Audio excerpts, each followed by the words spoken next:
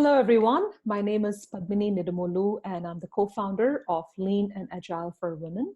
And this video is a part of the initiative under Lean and Agile called Lean and Agile 100 or LIA100, where we are trying to bring 100 inspirational, influential, and thought leaders among the women we have in this great community, and bring their stories, their journeys to the community so we all can learn from each other, get inspired by, and even possibly reach out to the person that resonates most with you. So it's a very humble effort to kind of, make that happen.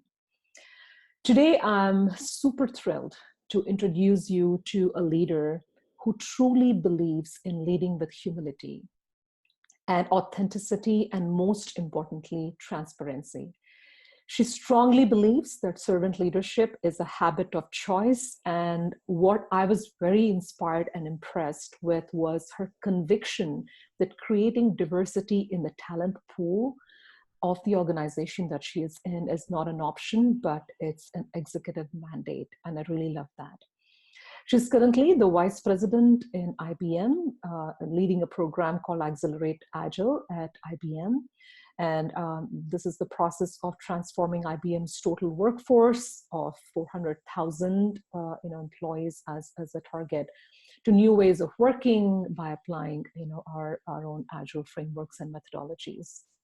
And she's actually embarking on a huge transformation journey. And I took a minute to even process that number and that magnitude. And I made a note here, between North America and Europe, she's embarking on a journey to stand up 3,000 squads, which is just beyond phenomenal. She's none other than Nanci Taylor from IBM, and please join me in welcoming Nanci Taylor to this interview. Nanci, thank you so much for joining us today. Thanks, Padmini. I'm delighted to be here. Awesome. So I really want to dive right away because I have so many things to ask you and learn from you. So one of the things that I consider myself fortunate was that I was in the audience during the Business Agility Conference in 2018, where you spoke about the transformation, and your metaphor was a caterpillar to a butterfly, because how impactful that transformation and the metaphor was for you. One thing that you mentioned really stood out for me. You said several organizations simply check the box off that they're agile and that they have quote unquote transformed, right? So why this pressure in the organizations, and how can the organizations, small or large, take the path of genuine transformation so they can sustain the transformation, if you will? Yeah, I think that's a great question. I think one of the things that the organizations need to focus on is why. I don't believe that it fits everyone, and you have to start with the why and your reason for wanting to transform your organization. And so this pressure to check the box, I think, is twofold. There may be some external noise, influence, messaging coming from outside in, right, putting a pressure on the team to, you must go agile, you must implement agile, to someone potentially doing it inside the organization and saying, these are my great outcomes, you too should do it, and this is how fast you should go about doing it. And I think that's where that comes from. Yeah. And how do you think the change agents or leaders like you can influence that? Because that's a barrier, it's very hard to break.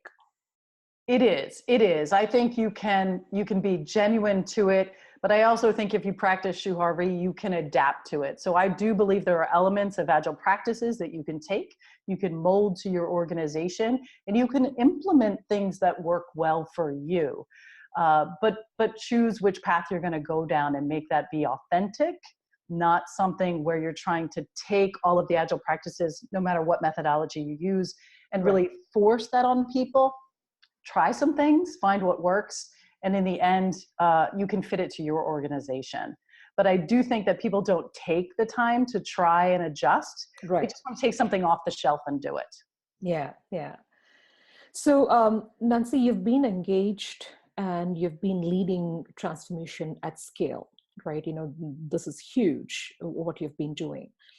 And I would really like to know, over the past 5 years or so, in your experience, you've seen many transformations at all levels. What are some of the trends, if you could share, in the agile, world and lean world, that have changed for good or transformed for worse? What are the trends that you observed? I mean, I think I do see one of the good pieces happening is that people are more open to the adaptability of taking those methods and applying them. I do think there's still a level of misunderstanding, even though Agile's been around for a very long time, of at the heart of it, what is Agile and what does it mean to the organization? And there are numerous articles written on it. There's different ways to do it. And I think what's coming out of this is sort of this bifurcated view of Agile can only be this or it can only be that. And I do worry that stories are coming out and more pressure is being put on the structure of Agile and the right way to do it. And if you don't do it this way, therefore you're not Agile. You're right. And I think the more stories that come out about this adaptability of Agile methodologies, maybe a combination of a little bit of, Scrum, a little bit of Lean, a little bit of Kanban, I think there's an opportunity to continue to work on as we progress in our markets, in the businesses that we're in the sectors, as we share our experiences. There will be new permutations of Agile that happen for the good. And I think I'm excited by that because we can help redefine as we go forward the implementation of this. But at the heart, staying very true to Agile practices, at the very heart of why Agile started, I think if you get grounded in that, clarity of purpose for your teams, focusing first on your client, getting that closed loop feedback, I think those are just the core basics, regardless of how you implement it. That's good. And I think that good is going to sustain itself as we go forward. There might be different things that grow out of it. But I think that's what I'm seeing and hoping to be able to contribute to and to build going forward. Okay, that's very profound. So talking about the scale of transformation and the number of people involved, number of squads involved, it's pretty intense. It's dense in terms of numbers. And often we don't have the luxury of time to transform it at our own pace, the pace that we like to. So when you're hitting the target of transforming, as you said, 100,000 people is what you're looking at. What are some of the biases or challenges which hit you hard usually? And how do you kind of maneuver through them to make at least, some progress initially? Oh, that's a great question. I think the biggest bias we're challenged with is the word transformation. Yeah.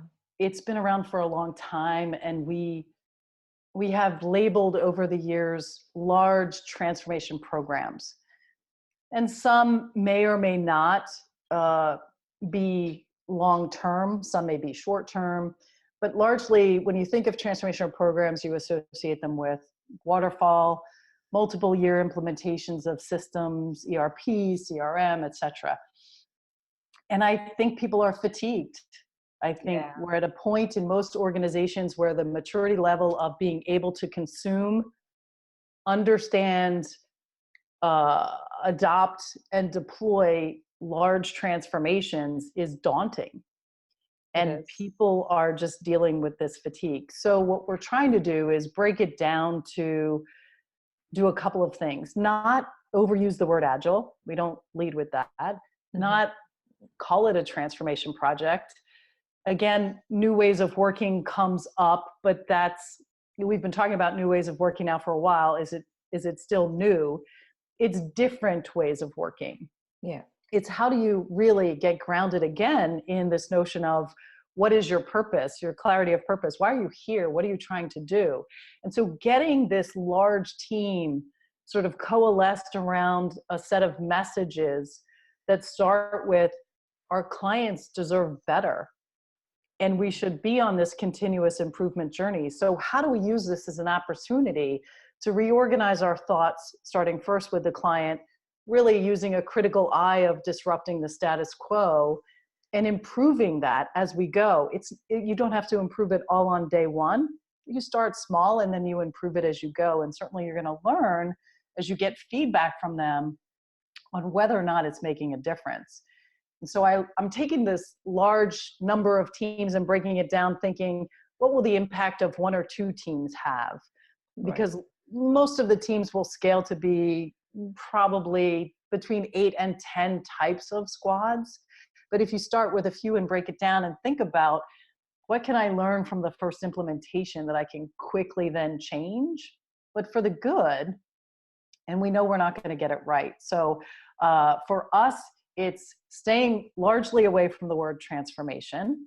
Okay. I get asked that all the time. When will we start? When will we stop? What are the big milestones? Where's the project plan? It's a huge cultural barrier that we have to overcome, because for years, people have been taught to work this way. You're taking on this large transformation. You hire a project manager, maybe you set up a PMO. You move through the course of this with having all of these large, very large meetings, rag charts, red, yellow, green, action items galore. And I think people are just tired of that. Tired, yeah. And so teaching them this new way requires that you have to unlearn that way of working, learn this new way of working. And what we're finding largely is people are finding it hard to process activities in 2-week time periods, right? So we're breaking it down into sprints, and they're saying, but what happens after this? Tell me what happens after this. They're trying to plan continuously ahead. And so I do think that's one of the largest barriers we have to overcome, is not only teaching them this new way to work, right, but showing them that there is no end.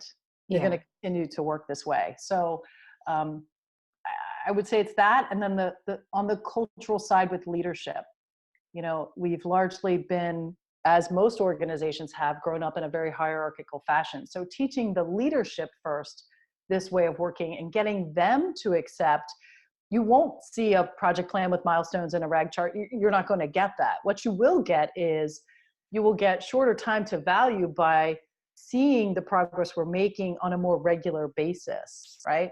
And then having the opportunity to give us your feedback, inform us as to whether or not we're staying on the path. Maybe you might have some bright ideas you want to come up with, or maybe we're just off course completely and you want to give us that course correction. They don't know how to work that way either, right? So I'm teaching from the top down and from the bottom up. And it's when they realize some of the great things happening on the bottom that they begin to catch on. Yeah. And we'll use those leaders as our change advocates. And when the teams on the bottom can see that there's interest from the leaders on the top, that's when you begin to close that gap. Yeah. And great things happen when that starts. Absolutely. And you mentioned about the leadership space, and that was my next question, in fact, and I'm so glad you kind of touched on it. So it's pretty hard to kind of have that leadership agility, because that space is often has the identity crisis, right? The teams are kind of doing their thing, and there is a bigger sense of purpose, but then what am I doing? What is my purpose and role? And I bet you must have encountered resistance and challenges in transforming the leadership space specifically, more so than the teams. What are some of the thoughts or your perspectives about how can the leadership be transformed? Because that's where the most challenges lie. Yeah, I think leadership for me is you first have to want to change. And when you quickly get the leaders together, you have to do a very quick assessment just based on the conversation, the tone of the conversation, their engagement in the conversation, a quick assessment of whether or not leaders have an appetite for change. Right. And then gravitate to where you find the energy. So leaders will give you indication of whether or not they're just listening, or whether or not they're actually engaging to learn more and understand what their role might be, or what actions they might take before the journey starts. And so I tend to go where the energy is, build off of the energy. And before you know it, you've got a sort of this movement on the leadership side where those left behind will quickly learn, if I don't move, I might be left behind. Right. And so it is one of my personal passions to really help leaders understand that there's a better way to lead, and that breaking it down and becoming a master of your craft means you have to get closer to your people. Where leaders today believe that their role for a large part is having a large group of people underneath them that go out and collect information from the people who actually do the work, assemble an update of the work that's being done and the potential outcomes that are coming from that work. And they've become very disconnected to the work that is done, to the people doing the work, and frankly, to the clients who are the end users of the work that we deliver. And so teaching them to get closer first, come on the ground, walk the floor. There's so few people use Gemba walks. I mean, that's a simple thing to teach them to do.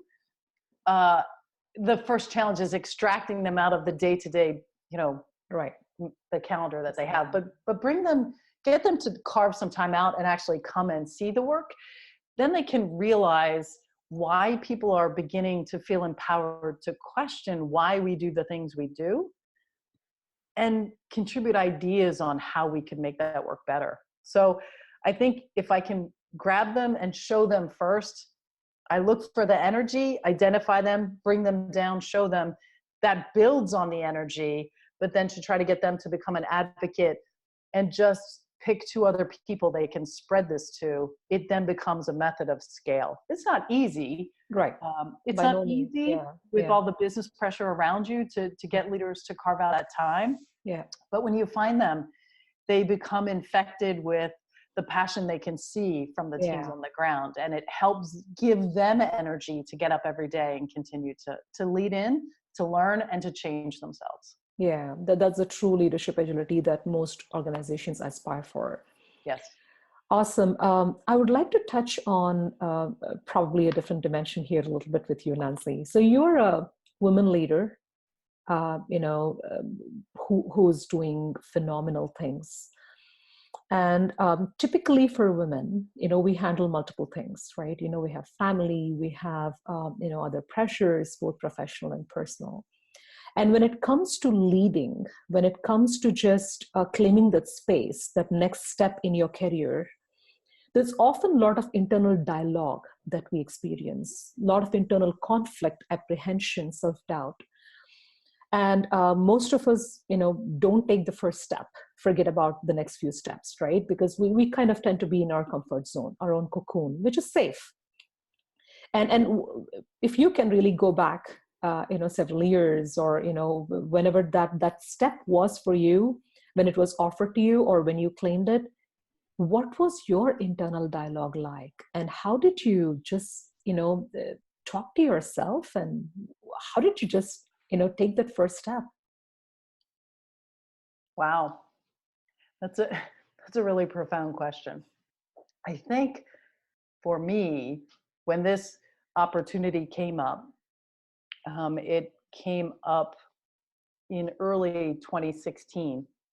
So I've been at it just 3 years now. But when it originally came up, my internal dialogue was, run like hell. Don't go there. Don't go there. Sure. Yeah. Because the processing I was doing was along the lines of very much like a project plan. Right. How long will this take? Can I really do this? I believed in it. I absolutely believed in it. I had done it with my own small team. But when you're confronted with, take it from here and scale it to the next level and then even larger, there's a lot of processing that goes on that says, I understand the company I work for. I understand the structure. I understand the culture. I understand the challenges. Is this really what's going to bring me personal satisfaction? Is it really what's going to bring me professional satisfaction? Is it something that I'm going to be inspired by and jump out of bed every day to go do? And that internal dialogue was sort of a pro and con kind of conversation, right? These are the pros. A, it's never been done before. You could be a first of a kind. Right. That's a good thing. B, wow, it's massive, daunting, so many personalities, so many layers. Do you really want to do this? And so it was that kind of internal dialogue that I went back and forth on. Dedication, satisfaction, but at the end of the day, I think where I settled on this was, if I have the opportunity to change just a small part of our business and the way we work and inspire people to come up with even better ideas than we ever imagined by implementing this type of working, then it would be a really good story to tell. And so I began from building with the little that I did, saying, sure, why not? Let's go to the next level. Again, still in my mind, negotiating. If it doesn't work out, there's always something else I can go do. Right. But along the way, really reminding myself that I don't know it all. And there's a lot to learn, not only from working around in an agile organization, methodologies for sure, but more importantly, I was going to get a window into other parts of this really great company that I work for. Right. And I wouldn't have had that opportunity if I didn't take this step. So for me, it became this internal dialogue that said, you're going to do good things, even if parts of it don't work. You will leave a mark on parts of those organizations. More importantly, you're going to learn so much more about this great company that you work for, which is going to then open your mind even more about the possibilities of where you want to continue your journey. So for sure, for me, this isn't the end point. Yeah. I can see all around me such incredible parts of our business that I want to now be a part of, that I think I have more opportunities now to not only change the direction I'm in, but maybe do something even brand new. I've acquired a level of confidence along the way that said, instead of saying, I don't think I can do that because I don't have the experience, it's, I want to do that. What do I need to learn in order to do that? Right. So I think that's where the turning point for me was. It's a company for us. Our company has been in the process of reinvention. So for me, it's about personal reinvention. And it's great to have that conversation now to say, what do you want to be when you grow up? Because I still don't think I know, and I still don't think I'm grown up yet. So no, that's always a great self-dialogue. And I really caught up on two things you said. You don't have to know it all to sign up for something, but I think the attitude should be, I want to do it. I can do it, knowing that there will be a lot of learnings on the way. So you don't have to know it all to sign up for something. That's just so profound. That's just so profound. Thanks for sharing that. It's something that you just said about the layers of the organization that you're exposed to. And then you've always said that you believe in building in diversity in the talent pool to kind of bring out the best in transformations and best in the organizations. And in your experience so far, Nanci, you might have been involved in many hiring decisions and many organizational structure decisions. What does diversity or gender balance mean to you? And why should we have it? Because it's not a point of consideration very commonly for most organizations when they're making hiring choices. Why should we have gender balance, and why diversity, and lack thereof, what does it impact? Another great question, and it's one that's near and dear to my heart. I'm an active advocate in diversity and inclusion across our company. And I think what opens your mind, and an easy way to have that conversation in the company and across some of those levels, is using the very concept of Agile. When you talk about cross-functional teams, I lead with diversity of thought, Cross-functional teams, yes, they bring different skills, different experiences. And if you lead the conversation with diversity of thought, diversity of experience, diversity of background, that builds a better team. And in fact, that diversity of the team is more representative of the clients we serve. Yeah. Therefore, you'll get higher value faster by having that diverse team. If you take that theme then and build it across the organization, and oftentimes I use it from the outside in, if you look at the world we live in today and how we act, and often if you look around, just even when you're traveling, you can see the level of diversity around you. And I oftentimes hear 5, 6 different languages depending on what train station or airport I'm in. And it gives you a moment to pause and reflect.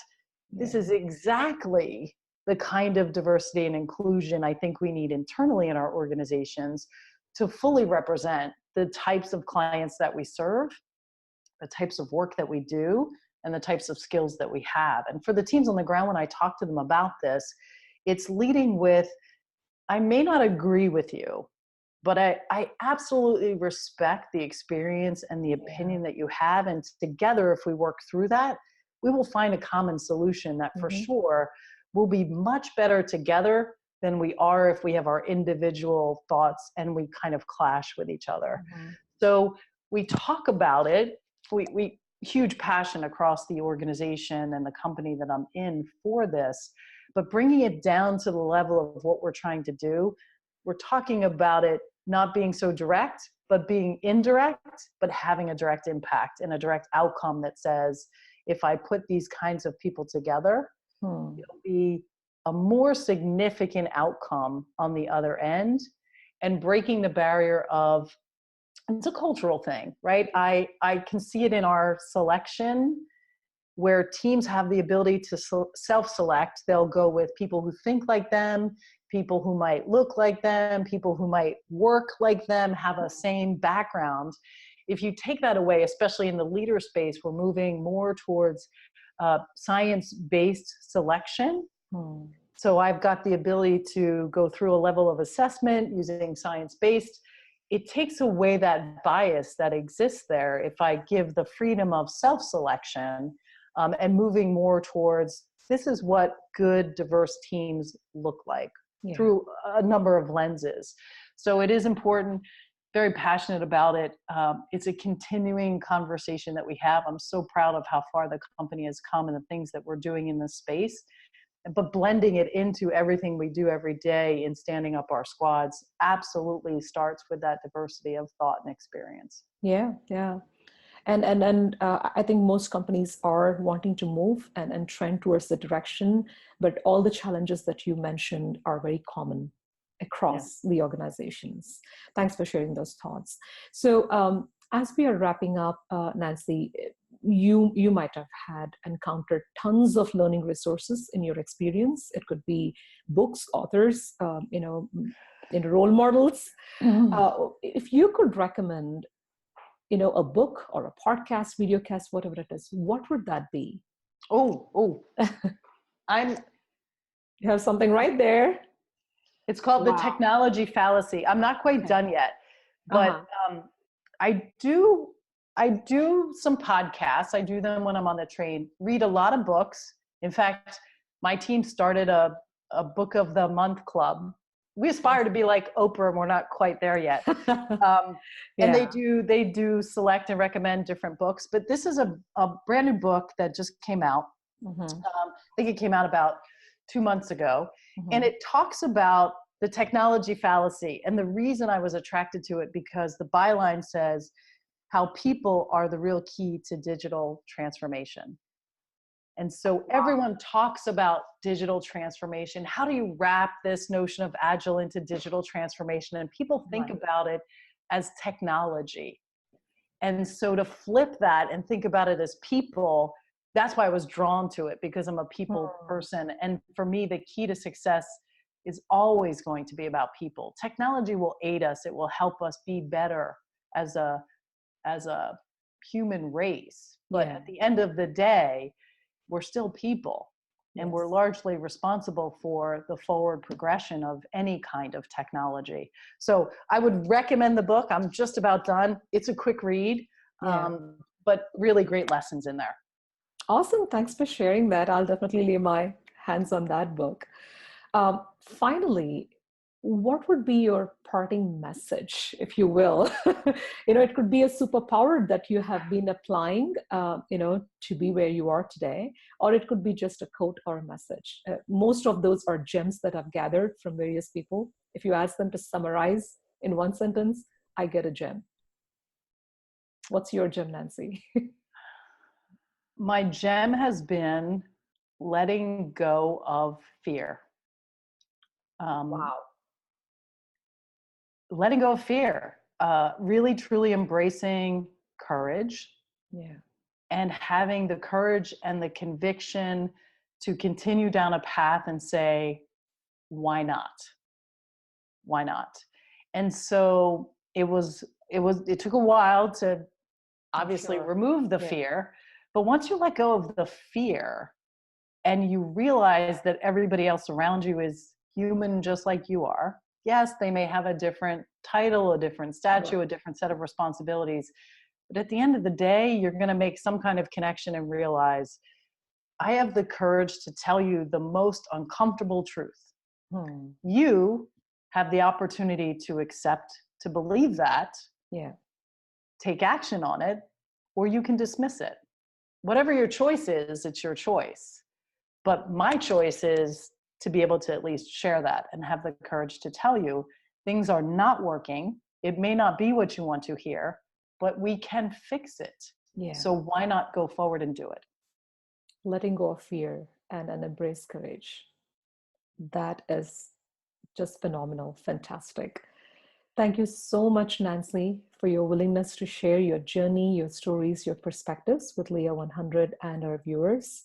I think somebody somewhere can resonate with everything you said. So this is great. Thank you so much for your time and your message to our community. Thank you, Padmina.